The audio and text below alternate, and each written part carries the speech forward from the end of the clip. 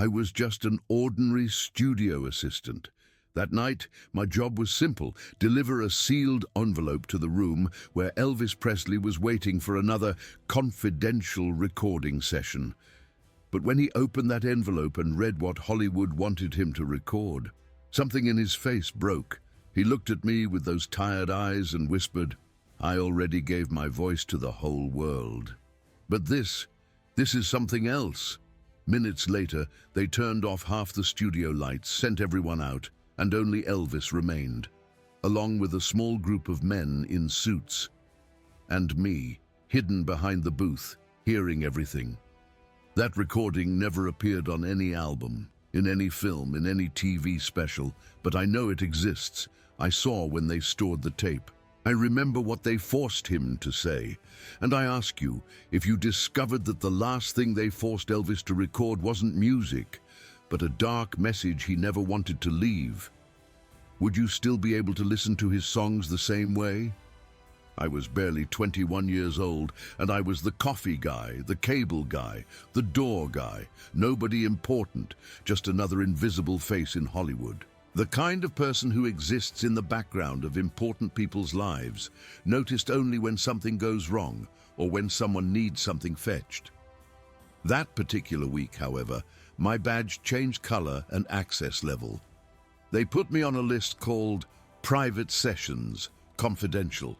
No explanation, no briefing, just a new badge and a stern look from the facilities manager that told me to keep my mouth shut and my eyes down. The studio hallway felt different on those nights.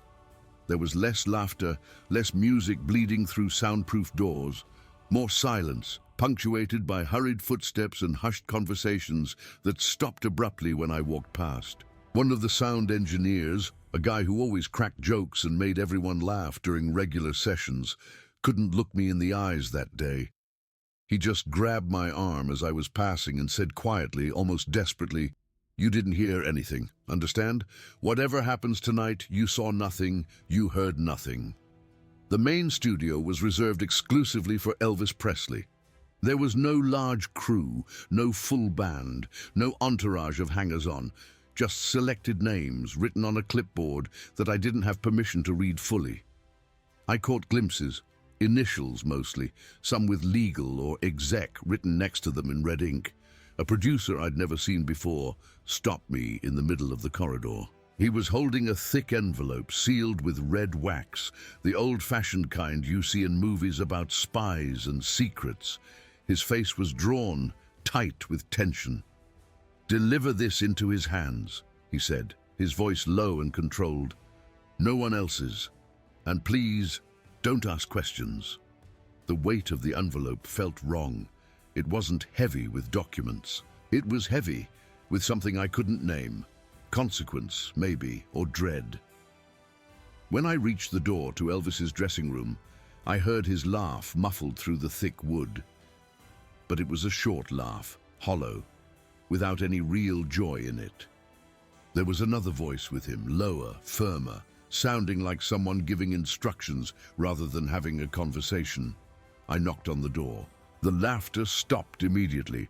A long, uncomfortable pause followed, the kind of silence that makes your palms sweat. Then finally a tired, "Come in," with that southern drawl everyone in the world would recognize.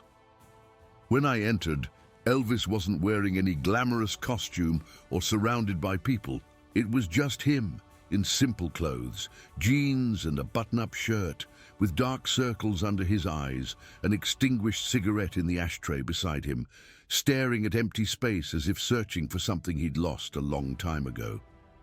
He looked older than he did on television, more real, more human, and somehow that made it all worse. I held out the envelope. One of the men in suits, and I noticed now there were 3 of them in the room, all standing rather than sitting, all positioned like guards, measured me from head to toe as if evaluating whether I was a problem that needed solving. "You can go now," he said, dismissing me with a wave, but Elvis held the envelope without opening it and kept me there with a simple look. Not hostile, not pleading, just acknowledgement. as if he wanted one person in that room who wasn't part of whatever machine was grinding him down. I felt it then, that first real understanding that something was deeply wrong. This wasn't just another recording session. This wasn't business as usual in the entertainment industry. This was something else entirely. The silence in the room became heavy, oppressive. The air seemed thicker somehow, as if even the walls were holding their breath, waiting for something inevitable and terrible to unfold. Elvis turned the envelope over in his fingers, rotating it slowly, like someone holding something they know is going to hurt. His hands weren't steady. I noticed that immediately. The slight tremor, the way his thumb pressed too hard against the wax seal, as if testing whether he could delay opening it just a little longer. "They sent this today?" he asked, not taking his eyes off me. His voice was quiet, almost conversational, but there was an edge beneath it. I nodded. The man in the suit answered for me, his tone flat and bureaucratic. "Straight from, let's say, the upper echelon. It's not optional." Elvis let out a sound somewhere between a laugh and a scoff, bitter and exhausted. "In all these years, there hasn't been anything that's optional, has there?" he murmured, more to himself than to anyone in the room. He finally broke the seal, the wax cracking with a sound that seemed too loud in that quiet space. He pulled out several folded pages. They weren't sheet music. They weren't lyrics printed on official letterhead. It was plain paper, typewritten, with small corrections made by hand in blue ink. As he read, his face began to change. I watched it happen in stages. First, surprise, his eyebrows lifting slightly. Then disbelief, his mouth opening just a fraction as if to speak, but finding no words. Finally, a kind of sadness settled over his features that I'd never seen in any photograph or film. It was the sadness of someone realizing they've been backed into a corner with no way out. "They really want me to say this?" he asked, looking up at the men. His voice cracked slightly on the word "this," betraying an emotion he was trying hard to control. Nobody answered. The silence was the cruelest response they could have given. He let the pages fall into his lap and rubbed his face with both hands, a gesture of such profound weariness that it made me want to look away. Isn't it enough? What I sing, what I wear, what I represent. Now they want my conscience too. I had the impression that he'd had this conversation before, maybe many times, and had lost every single round. Then, without looking at anyone, he said something that has haunted me for decades. "If I record this, I don't know if people will remember me as a singer or as an accomplice." The word accomplice hung in the air like smoke. An accomplice to what? I didn't know then. I'm still not entirely sure now, but the way he said it suggested guilt for something he hadn't done yet, participation in something he didn't believe in, complicity in a system he couldn't escape. One of the other suited men, younger, harder-faced than the first, leaned forward slightly. "The decision's already been made, Elvis. We're just here to make sure it happens smoothly. You can make this easy, or you can make it difficult, but it's happening either way." It seemed to me then, watching from my position near the door, that this wasn't a negotiation. This was a directive dressed up as a conversation, coercion wrapped in the language of professional courtesy. Elvis stared at the pages in his lap for what felt like an eternity. His jaw clenched and unclenched. His fingers tapped rhythmically against his knee, a nervous habit I'd seen in footage of his performances, but never this pronounced, never this desperate. "How many people have seen this?" he asked finally. "The right people," the first suit answered. "And after tonight, it won't matter who sees it or doesn't see it. It'll be done, filed, and handled." I had the distinct impression they were talking about something much bigger than a simple recording session. This felt like the final piece of something that had been building for years, the last thread being woven into a tapestry I couldn't fully see. Elvis looked up at me then, really looked at me, as if suddenly remembering I was there. His eyes searched my face for something, Judgment maybe, or sympathy, or simply witness to what was being done to him. "Kid," he said quietly, "you ever feel like your whole life stopped being yours somewhere along the way? Like you woke up one day and realized you'd signed it all away without even knowing what the contract said?" I didn't know how to answer that. I was 21 years old, invisible, powerless. I had no idea what it felt like to be Elvis Presley, but standing there watching the weight crush down on him, I understood that fame wasn't freedom. It was the most expensive prison anyone could build. After several minutes of low, tense discussion that I couldn't quite hear from my position by the door, they made the decision. The session would happen that same night, with the absolute minimum number of people possible. They removed experienced technicians who'd worked with Elvis for years and brought in only 2 operators, younger guys I'd never seen before. Right there, in front of me, they made both of them sign confidentiality agreements on a clipboard, their pens scratching across the paper with an urgency that made it seem like they were signing something much more serious than a standard NDA. It felt less like a recording contract and more like a pact. Orders came down to close all the studio curtains, reduce the lighting to almost nothing, and disconnect the red recording light on the door. Nothing could signal to anyone passing by that a session was happening. No visible records, no paper trail. It had the feeling of something being deliberately erased, even as it was being created. My job was supposed to be simple. Bring water, coffee, keep doors closed, stay invisible. But one of the booth doors didn't latch properly, and through a narrow gap, I could see everything that happened inside. Elvis entered the studio slowly, without any of the shine you'd see on television, without that automatic smile he wore for cameras. He looked more tired than I'd ever seen him in magazines, more human than in any performance, more trapped. Instead of a music stand with sheet music, they'd set up a small podium with those typewritten pages. No title at the top, no credits, no songwriter attribution, just text. Dense, single-spaced text that went on for several pages. Before they hit record, one of the suited men walked up to the booth window and made a gesture with his hand.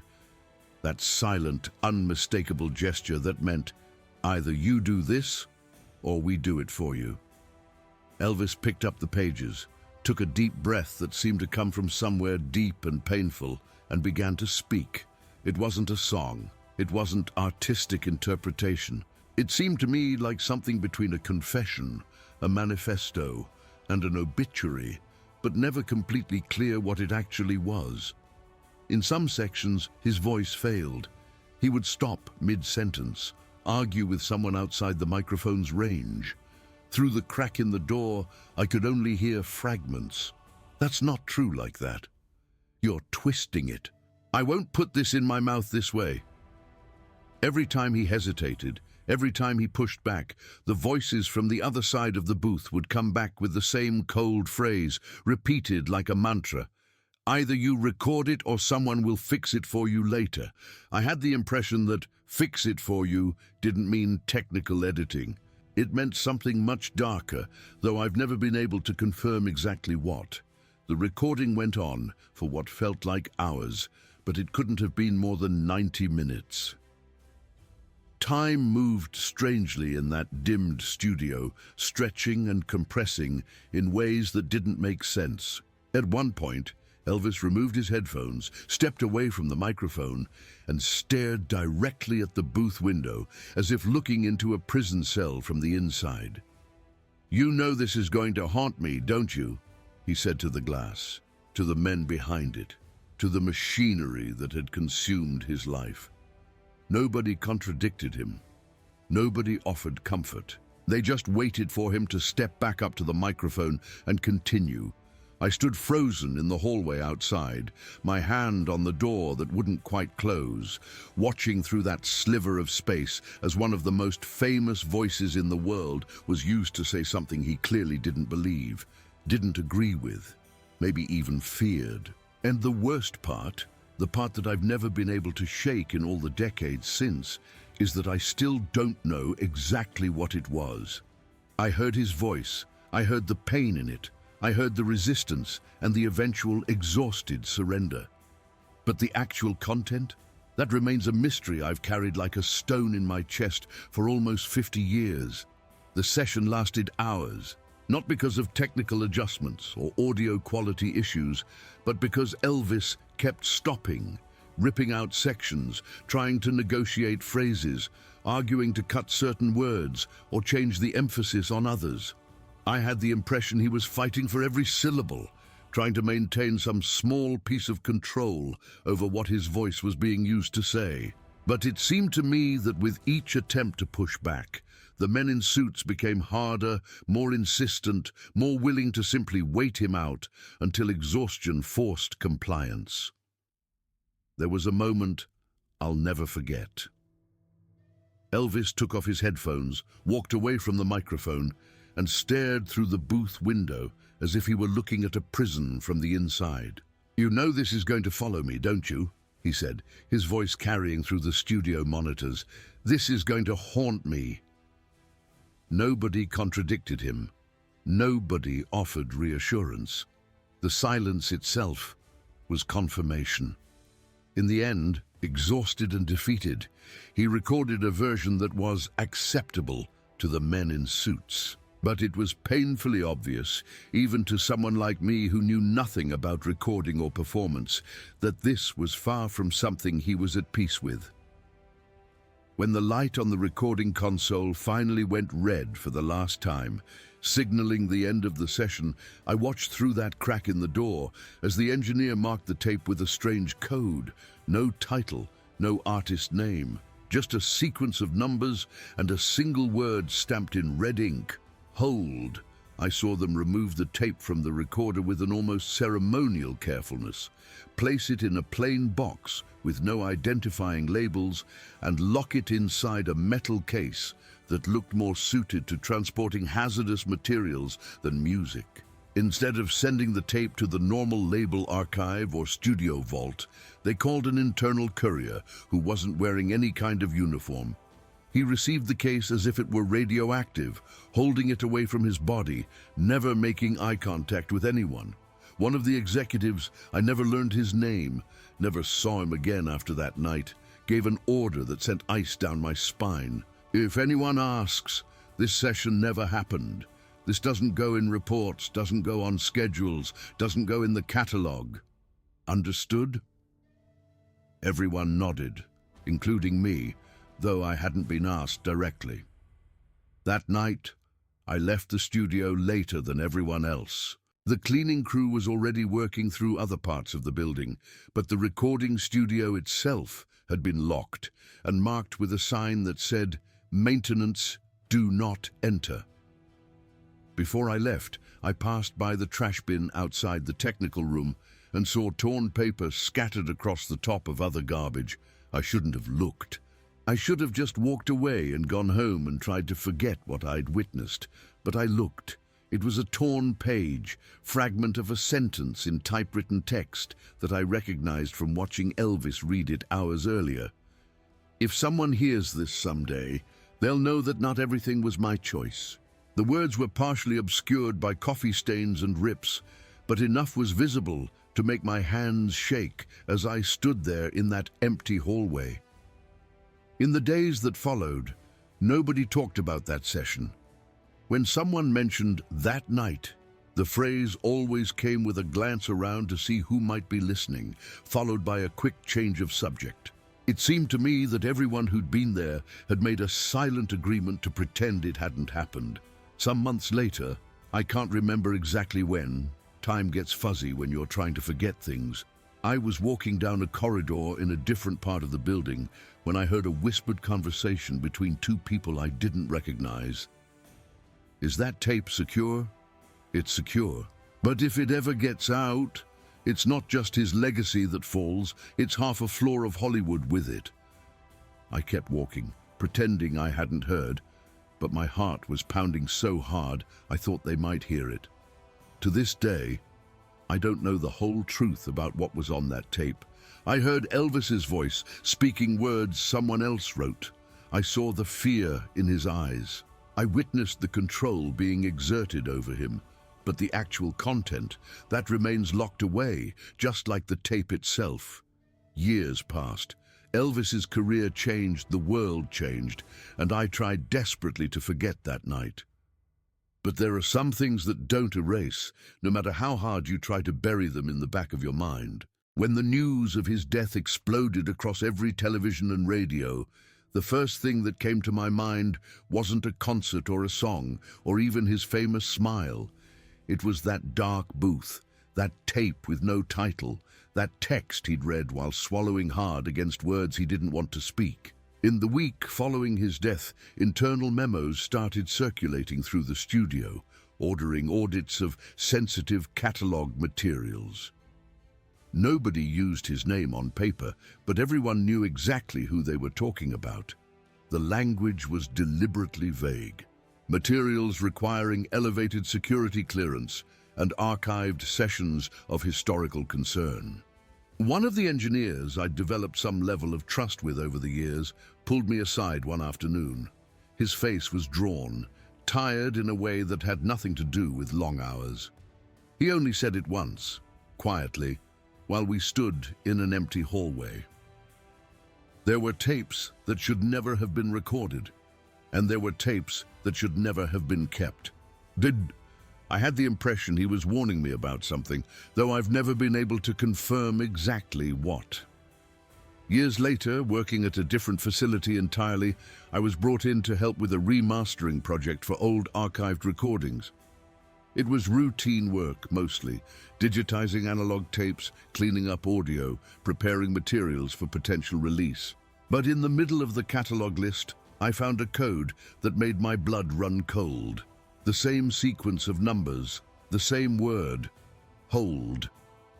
When I asked, as casually as I could manage, whether we'd be working on that particular reel, the archivist smiled without any humor reaching his eyes. That one, that's not for listening, that's just for keeping out of sight. I could have insisted.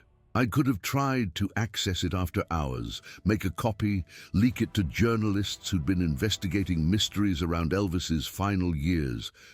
But the truth is, even now, decades later, I'm still afraid of what that recording might do to the way people remember him. Not because he was a monster. It seemed to me then, and it still seems to me now, that he was the opposite. The only person in that room trying to hold on to some kind of truth, while everyone else just wanted to control the narrative, to shape the story, to use his voice for purposes that had nothing to do with music or art. Sometimes I lie awake at night wondering, if that tape ever surfaces, will the world hate Elvis for what's on it? Or will people finally understand how much he was used, pushed, molded, controlled, until the very last breath of his voice? I don't have that answer. Nobody's ever confirmed what I think I know. All I have are impressions, fragments of memories, pieces of a puzzle that I've never been able to put together completely.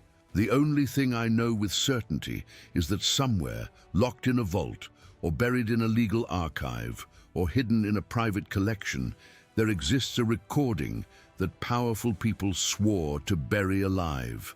And as long as it stays hidden, as long as it remains sealed away from public knowledge, nobody will ever know the complete truth about the last thing they forced Elvis Presley to say. I'm an old man now. Most of the people who were in that studio that night are gone. The executives, the engineers, even the men in suits. Time has taken most of them.